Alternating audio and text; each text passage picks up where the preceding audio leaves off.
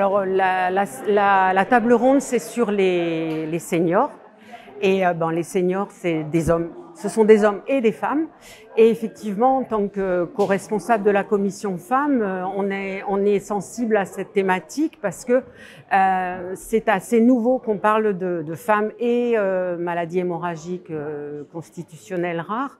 Et d'autant plus pour les seniors parce que c'est quelque chose qu'elles ont souvent passé sous silence, parce qu'elles étaient soit mères ou sœurs ou ayant un apparenté atteint souvent d'hémophilie sévère ou de maladies sévères. Et entre autres pour l'hémophilie, puisque maintenant on parle d'hémophilie féminine, c'est souvent un degré un peu moindre. Donc cette problématique et cette thématique étaient peu abordées.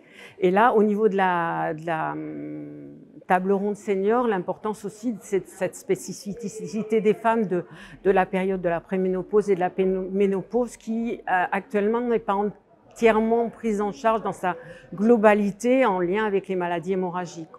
Donc c'est vraiment un travail de longue haleine pour sensibiliser et les patients et les soignants au fait que en tant que patiente, on n'est pas des tiroirs et donc on ne traite pas un symptôme puis l'autre, etc. Arriver à prendre les gens dans leur globalité et à les accompagner dans toute cette période un peu qui peut être un peu difficile et arriver à travailler de façon d'avoir une réelle communication entre tous les professionnels de santé et tous les intervenants pour ne pas avoir un médecin qui intervient en mettant en danger, en difficulté le traitement de base lié à la maladie hémorragique.